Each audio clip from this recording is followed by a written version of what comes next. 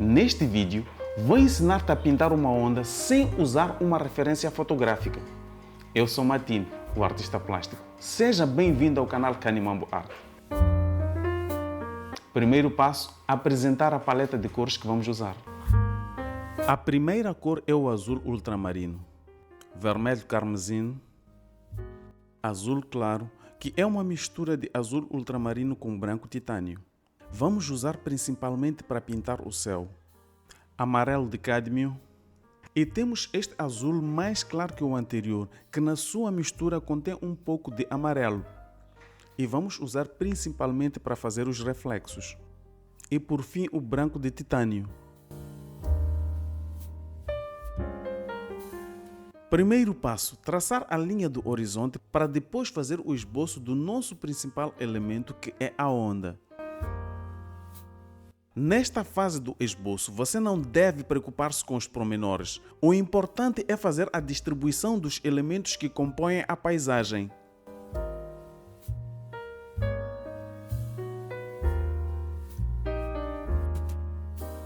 E outra, você não precisa fazer um esboço exatamente igual ao meu, até o número de traços e pinceladas.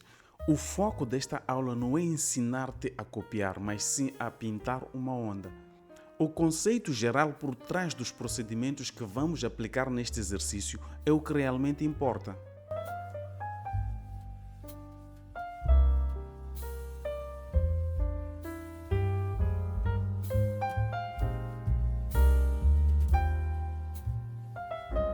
Vou preencher o céu com este azul claro.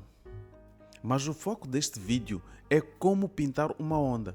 Por isso não vou me aprofundar em relação ao céu.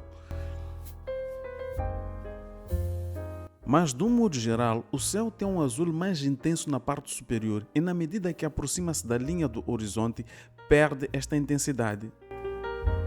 E nesta área perto da linha do horizonte, o azul pode ser afetado por outros matizes que vão alterar a sua tonalidade. E neste caso vou usar o carmesim, que ao misturar-se com o azul me permite criar tons violeta.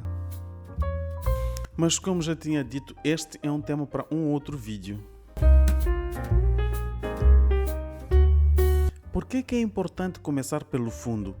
Com o fundo preenchido é fácil decidir os tons e os valores das cores dos elementos do primeiro e segundo plano.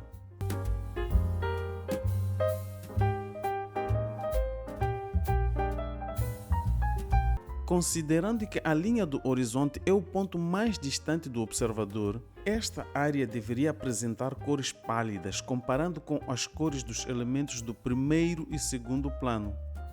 Só que este fenômeno também pode acontecer. O último plano ser predominantemente mais escuro em comparação com o primeiro e o segundo. Vou usar este azul claro para fazer os reflexos.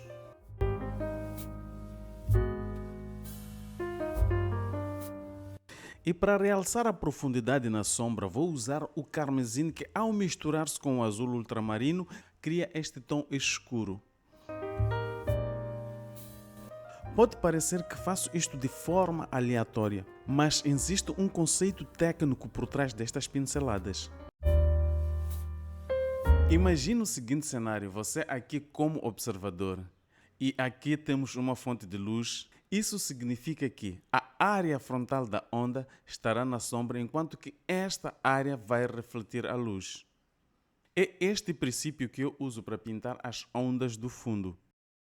Vou usar o azul ultramarino para pintar a base da onda, que é a parte mais escura. Ao trabalhar sobre um fundo branco, é interessante começar pelas áreas escuras, porque desta forma você estabelece o contraste entre o claro e o escuro. Assim fica fácil calcular e aplicar os valores médios.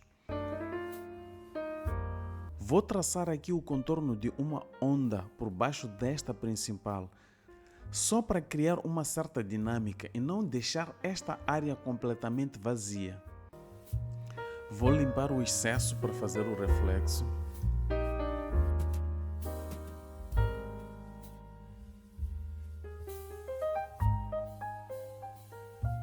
Com pinceladas soltas que acompanham a curvatura da onda, Acrescento gradualmente o azul até atingir a sua intensidade máxima.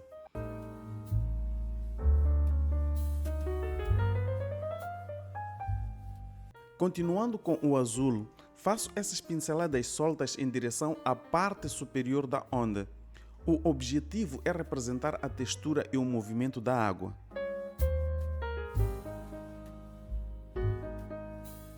Com este azul claro, vamos trabalhar a zona de transição entre a base que é escura e a parte superior que é clara.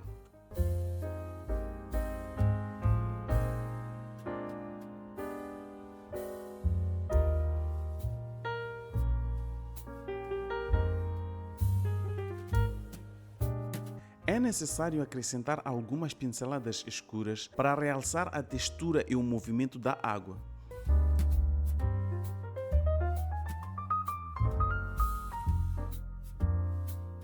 E sem mudar a direção das pinceladas, vamos trabalhar esta área até obtermos uma transição suave. E por favor, não foque nos detalhes. Não é uma pincelada a mais ou a menos que vai alterar o resultado deste exercício. O mais essencial é compreender o conceito e o procedimento. Tanto que você pode aplicar os princípios que abordaremos nesta aula numa pintura com uma composição diferente.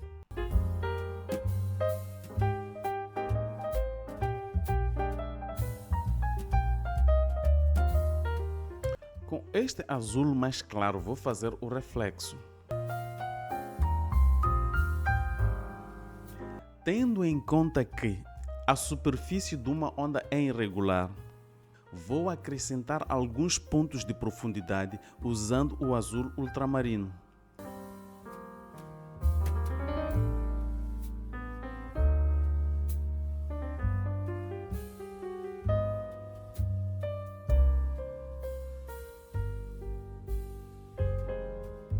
Com azul ultramarino escurecer esta área de sombra, e você vai perceber que na medida que vou escurecendo esta área, o brilho na parte superior destaca-se. Esse é o poder do contraste. Vou acrescentar mais uns pontos de reflexos. E como não estou a usar nenhuma referência fotográfica, eu vou acrescentando os elementos em função da minha própria sensibilidade. De volta para esta área de transição, com pinceladas que salientam a curvatura da onda, vamos acrescentar um pouco de azul escuro ou claro até alcançarmos o nosso objetivo, que é ter uma transição suave e natural.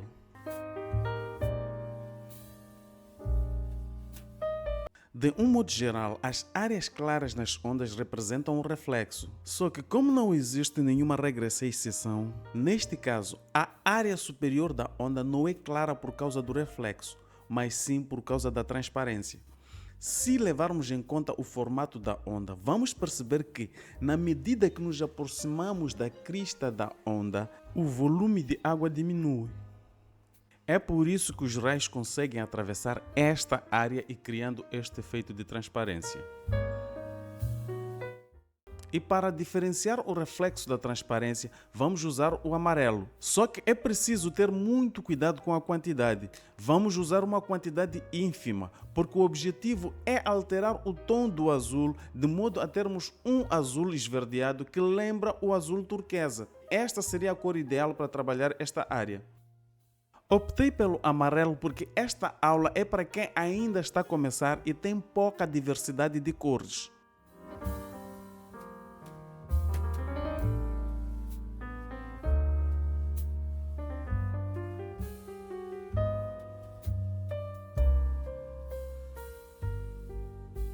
Vamos passar um pouco de amarelo aqui sobre este reflexo, pois esta área também sofre a influência dos raios que atravessam a parede d'água.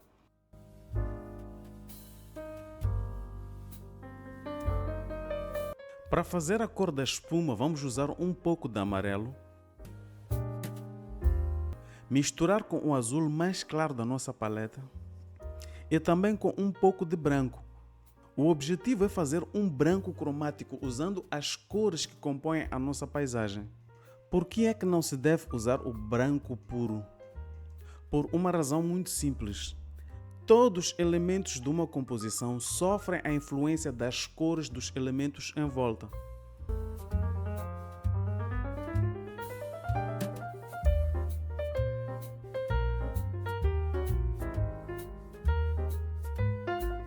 Para a sombra da espuma, vamos fazer uma mistura de azul ultramarino com carmesim. O resultado é este violeta bem escuro. Vamos usar o branco de titânio para elevar o seu valor e depois passar bem aqui nesta área inferior da espuma. Agora, se você tem dúvidas em relação a termos como valor da cor, tonalidade ou matiz, aqui mesmo neste canal tem uma playlist sobre a teoria das cores. Vídeos curtos, simples e práticos para você nunca mais ter dúvidas em relação a estes termos.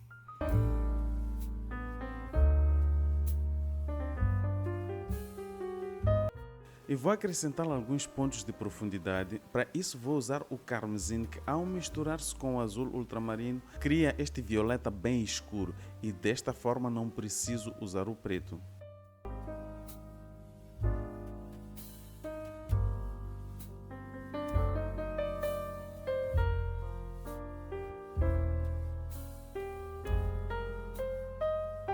Daqui para frente é só divertir-se acrescentando detalhes como um reflexo aqui, uma sombra acolá. Siga o seu instinto e divirta-se praticando.